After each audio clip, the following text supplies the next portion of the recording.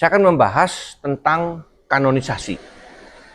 Apa itu kanonisasi? Kanonisasi dari kata kanon yang artinya adalah alat ukur atau standar. Adalah menentukan standar yang disebut sebagai kitab suci atau firman Tuhan oleh orang-orang Kristen. Nah, kanonisasi itu adalah menentukan mana tulisan siapa yang bagaimana yang boleh dimasukkan ke dalam kategori firman Tuhan. Nah, istilah firman Tuhan juga mesti sedikit diperjelas bahwa firman Tuhan itu bukan berarti Tuhan berfirman, dengarkanlah firman Tuhan, aku begini begitu, bukan ya. Jadi itu disebut dengan perkataan Tuhan, atau dalam bahasa Inggris adalah God's speech. Sementara God's word, firman Tuhan itu God's word. Firman Tuhan itu adalah bagaimana Allah menyatakan isi hatinya kepada manusia melalui apa? Melalui perkataan. Dia langsung berbicara. Seperti kepada Abraham, melalui penglihatan kepada para nabi. Itu adalah perkataan Tuhan. Tetapi Allah juga berbicara. Ibrani berkata Allah berbicara dengan berbagai cara. Nanti termasuk dengan cara kehidupan Yesus yang dicatat di dalam 4 Injil. Nah, di dalam perjanjian lama,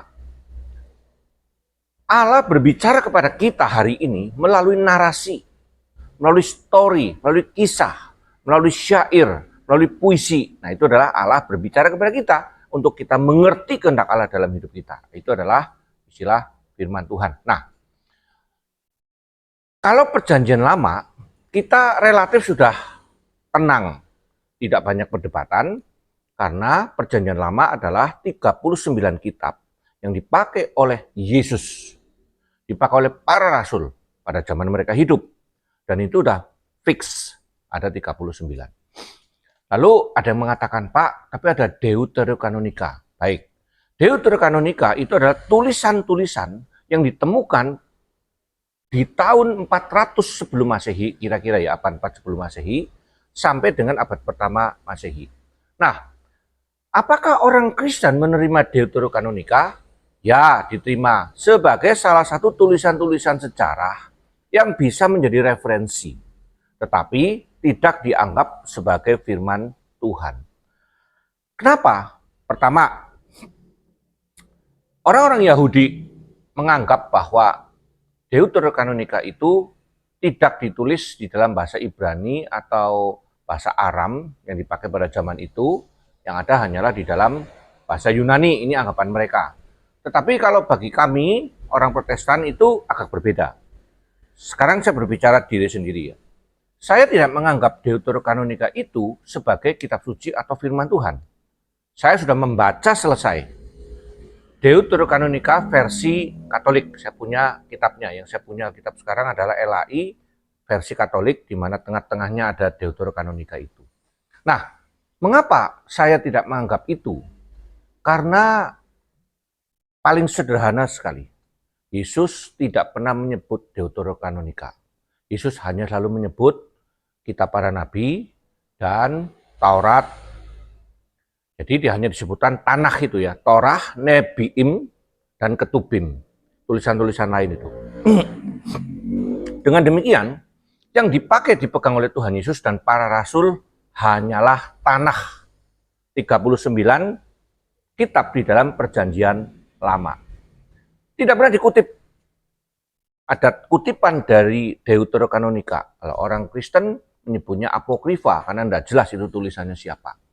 Nah, jadi itulah persoalannya. Oke, jadi ini latar belakang daripada kitab suci. Nah, sekarang bicara kanon lagi, kembali ke kanon.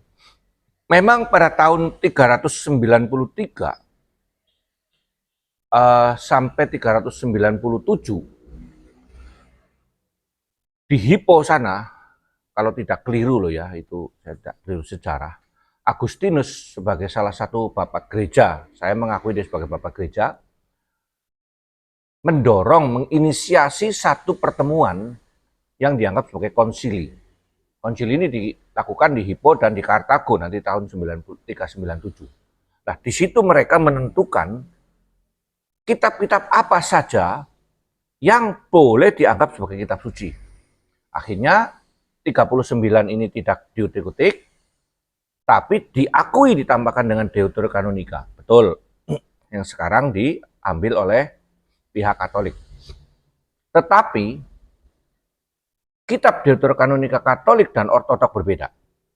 Kalau tidak keliru ada 3 yang berbeda.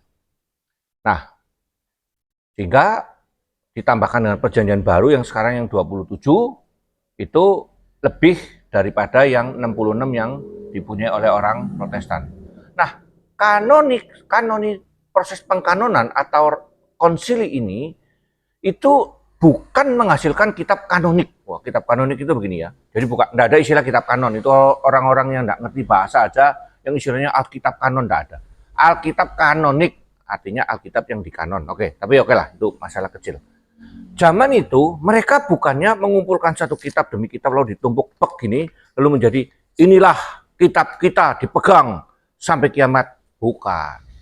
Mereka hanya menentukan tulisan-tulisan siapa yang boleh dijadikan pegangan sebagai kitab suci. Jadi, perkataan bahwa Alkitab mereka, entah orang Ortodok, entah orang Katolik, atau sekarang yang muncul adalah Biblikos, Alkitab kami kanon, itu bohong, hoak. Karena bukan teksnya, bukan kodeknya, bukan kitabnya, tetapi tulisan-tulisan yang mana. Nah, tulisan-tulisan yang di kanon itu ada berbagai salinan. Nah, salinan yang paling tua adalah ditemukan di sekitar Mesir, Alexandria. Alexandria sebagai pusat daripada istilahnya sekarang ini semacam pusat keilmuan keagamaan Kristen lah. Itu mempunyai teks-teks yang lebih singkat dibandingkan namanya teks Bizantium.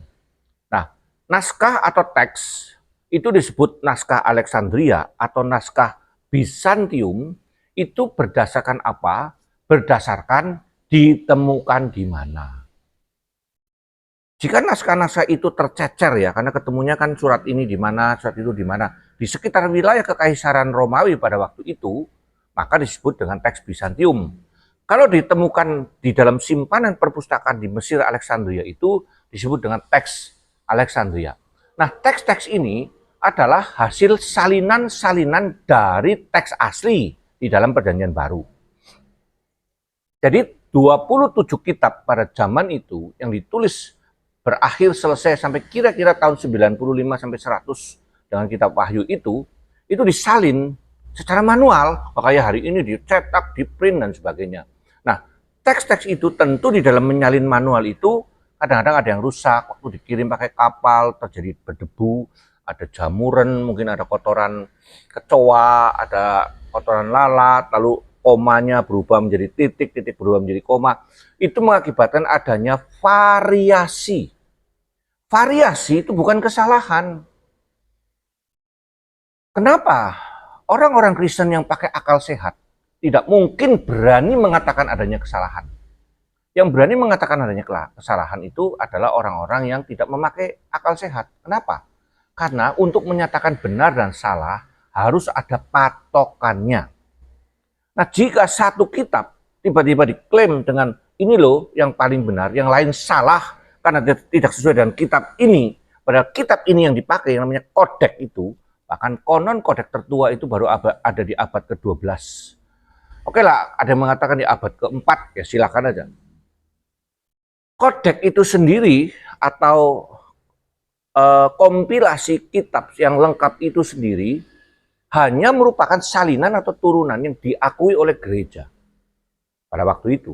Dan yang asli ditulis oleh Paulus tidak ada. Ditulis oleh Matius tidak ada.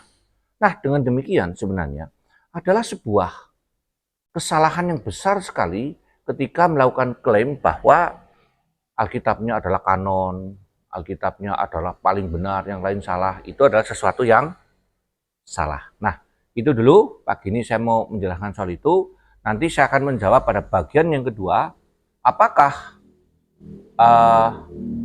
jemaat mula-mula tidak punya kitab suci sebelum ada Alkitab. Henok Wok dari Bobot Sari.